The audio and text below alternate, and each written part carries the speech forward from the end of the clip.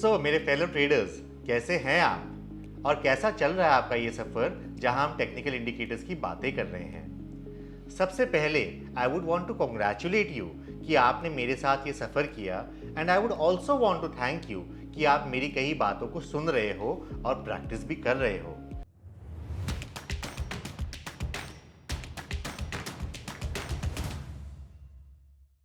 Just to reiterate, किसी भी concept या किसी भी इंडिकेटर पे आपको कोई भी डाउट हो तो उस वीडियो के कमेंट्स में आप अपने डाउट्स को लिखिए and we will get back to you and try to clarify all the doubts that you have. आइए आज हम इस फाइनल वीडियो पे बात करेंगे स्टोकेस्टिक इंडिकेटर्स पे। जैसा कि आप मेरे स्क्रीन पे देख पा रहे हो, stochastic is one indicator which will help you measure the momentum of the stock price change. जब हम मोमेंटम की बात करते हैं, momentum means the speed with which the stock price movement is happening. याद करें, बोलिंजर बैंड जब हम डिस्कस कर रहे थे, हमने एक एग्जाम्पल लिया था गाड़ी की और उसकी स्पीड की। जब गाड़ी को यू टर्न लेना होता है, उसको अपनी स्पीड को कम करनी पड़ती है। सिमिलरली, जब भी गाड़ी को फुल थ्रॉटल में चलना होता है, वो अपनी स्पीड बढ़ाता है। स्टोकेस्टिक एक ऐसा इंडिकेटर है जो आपको rate of change of price का इंडिकेशन देगा। जब भी आपका प्राइस ट्रेंड चेंज होता है, उस टाइम आपको मोमेंटम में भी चेंज दिखेगा। ऑन दिस नोट, स्टोकेस्टिक्स के बारे में और चर्चा करते हैं। जैसा कि आप मेरे स्क्रीन पे देख पा रहे हो, स्टोकेस्टिक का कैलकुलेशन बेस होता है पुराने 14 पीरियड का हाई एंड लो पे। जो दूसरे इंडिकेटर्स हैं जो कि काफ़ी वाइडली यूज्ड है, they are based on the closing price. For example या moving average, MACD, RSI। But जैसे कि मैंने पहले बताया है, जापानीज थ्योरी इस बात पे बिलीव करती है कि high and low price points are equally important और more important than the closing price. Accordingly, यह स्टोकेस्टिक इंडिकेटर का calculation is based on the high and low price for the defined look back period, और by default ये look back period आपका 14 periods को लिया जाता है।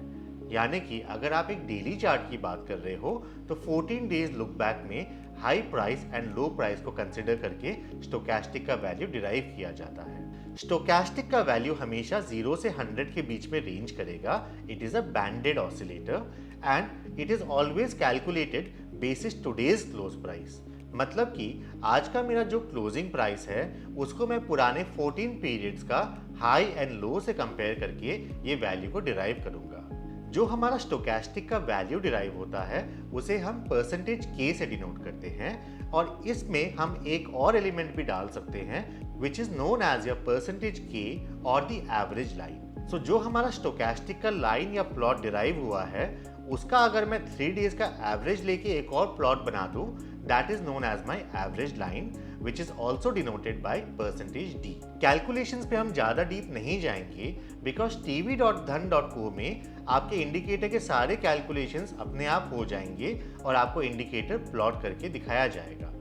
हम बात करेंगे इसकी इंटरप्रिटेशन की, जो कि ज़्यादा ज़रूरी है। एक चीज़ का हमेशा ध्यान दें, जब भी आप स्टोकेस्टिक को देखोगे, आप उसकी स्टीपनेस पे ज़्यादा ध्यान देना, ना कि उसके वैल्यू पे। बिकॉज अगर स्टोकेस्टिक बहुत क्विकली ऊपर जा रहा है, उसका मीनिंग बहुत इंपॉर्टेंट है और मुझे एज अ ट्रेडर वही मूव को पकड़ना है।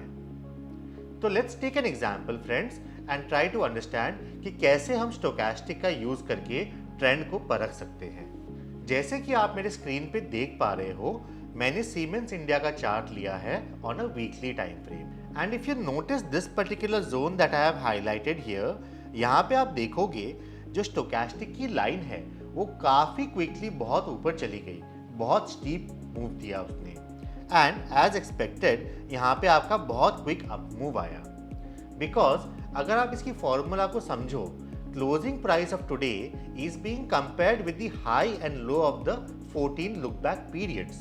दैट मीन्स अभी का मेरा क्लोजिंग पुराने 14 पीरियड के हाई एंड लो पे ज़्यादा हावी है या ज़्यादा स्ट्रॉन्ग है। That is why it is going up. And stochastic ने मुझे पहले ही बता दिया कि यहाँ पे कुछ बड़ा आने वाला है।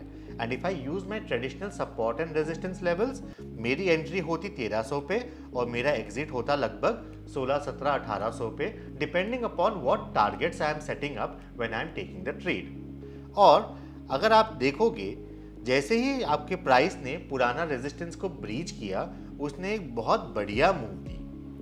सो स्टोकेस्टिक से आपको एक इंडिकेशन मिल जाता है कि कैसा मूव आने वाला है। अब हम बात करते हैं एक मिथ की जो स्टोकेस्टिक्स के अराउंड रिवॉल्व करता है। अगर आपको ध्यान हो दोस्तों, आरएसआई के डिस्कशन में भी हमने एक वहम को हटाया है जो कि आपका ओवरबॉट एंड ओवरसोल्ड जोन्स के बारे में था। सिमिलरली काफ़ी थ्योरीज या काफ़ी लोग ये बिलीव करते हैं कि स्टोकेस्टिक्स में भी आपका एक ओवरबॉट या ओवरसोल्ड लेवल होता है। इस चार्ट की बात करते हैं रिलैक्सो फुटवेयर्स की। ये वही चार्ट है जो हमने आरएसआई के केस में भी डिस्कस किया है और यहाँ भी हम सेम चार्ट को डिस्कस करने वाले हैं। जैसे कि आप देखोगे, स्टोकेस्टिक के हिसाब से आप चलोगे तो stochastic was going into the so called overbought zone, यानी कि 80 से ऊपर जा रहा था। बट अगर आपने ओवरबॉट समझ के वहाँ पे अपना लॉन्ग पोजीशन को एग्जिट कर दिया होता तो आप ये बुल रन को और ये पूरी रैली को मिस कर जाते। इसीलिए कभी भी आप कोई इंडिकेटर को देखते हो या परखते हो, उसके कैलकुलेशंस को समझने की कोशिश कीजिए। पूरा आपको फॉर्मूला नहीं समझना है, आपको बस देखना है कि वो क्या क्या पैरामीटर्स को कंपेयर कर रहा है और वो कब कब ऊपर जाएगा या कब कब नीचे आएगा। जैसे कि स्टोकेस्टिक्स के केस में वो कंपेयर कर रहा है मेरा आज का closing price with the 14 period का हाई एंड लो। अगर मेरा आज का क्लोजिंग स्ट्रांग है कंपेयर टू द 14 पीरियड का high and low, that means मेरे प्राइस एक्शन में बुलिशनेस है, बायर्स खड़े हैं, तभी तो प्राइस ऊपर जा रहा है। इसीलिए ओवरबॉट ओवरसोल्ड के कॉन्सेप्ट्स में मत आइएगा। अब हम बात करते हैं कि एवरेज लाइन का क्या यूज है व्हेन वी टॉक अबाउट स्टोकेस्टिक्स। जैसा कि हमने कवर किया था, the average line is a 3 period moving average of the stochastic line. तो जब भी हम क्रॉसओवर्स देखते हैं एवरेज एंड स्टोकेस्टिक लाइन में, वो हमें बुलिशनेस या बियरिशनेस का सिग्नल देता है। जैसे कि आप मेरे ये एग्जाम्पल में देख पा रहे हो, यहाँ पे मेरा स्टोकेस्टिक लाइन ने एवरेज लाइन को नीचे से क्रॉस किया है, which is a bullish indication for me, and as expected my stock price went higher. So this is how you can spot crossovers and try to make more informed decisions. So अब हम चलते हैं tv.dhan.co पे, जहाँ पे हम देखेंगे कि स्टोकेस्टिक का इंडिकेटर को कैसे लगाया जाए। तो जैसे कि आप देख पा रहे हैं मेरे स्क्रीन में, ICICI बैंक का चार्ट खुला है on a daily time frame, and I will go to the indicators option and search for stochastic. So by default मेरा stochastic line as well as the average line plot होके आ जाएगा। इसका interpretation वही है जो हमने अभी कवर किया है, that whenever your stochastic line is crossing over your average line from below, that is considered bullish and vice versa. So my dear traders, जैसा कि आप जानते हैं कि हम अपने टेक्निकल इंडिकेटर्स की सीरीज के एंड में आ गए हैं, तो मैं चाहता हूं कि आप कुछ चीजों को हमेशा याद रखें। Number 1, technical indicators can fail. तो ऐसा नहीं है कि technical is an absolute science. So कभी अगर वो फेल होता है तो घबराइएगा मत। What matters is discipline and consistency. अगर आपने 4 ट्रेड्स लिए एंड ओवरऑल आपने पैसा बनाया, that is what defines your success, not the success in the individual trades. Number 2, हमारे टेक्निकल्स के वर्ल्ड में बहुत सारे इंडिकेटर्स हैं। हमने तो यहाँ पे बस 10 या 12 इंडिकेटर्स कवर किए हैं, लेकिन अगर आप ढूंढने जाओ आपको हजारों इंडिकेटर्स मिलेंगे। इसका मतलब ये नहीं है कि जितना ज़्यादा इंडिकेटर्स आप यूज़ करो उतना ही बेहतर आप ट्रेड कर पाओगे। ट्रेडिंग के लिए आपको अपना एज डिफाइन करना पड़ेगा, जिसके लिए आपको ढूंढना पड़ेगा कि वो कौन से 3 या 4 या 5 इंडिकेटर्स हैं जिसके बेसिस में आप अपने ट्रेडिंग डिसीजंस बेस कर पाओगे। Number 3 and the most important part, जो भी टेक्निकल इंडिकेटर्स आप स्टडी करोगे या जो भी चार्ट्स को आप एनालाइज करोगे, जितना बड़ा उसका टाइम फ्रेम होगा उतना बेहतर उसका आउटकम होगा। Which means technicals when applied on a higher time frame chart has more value when compared to a lower time frame chart.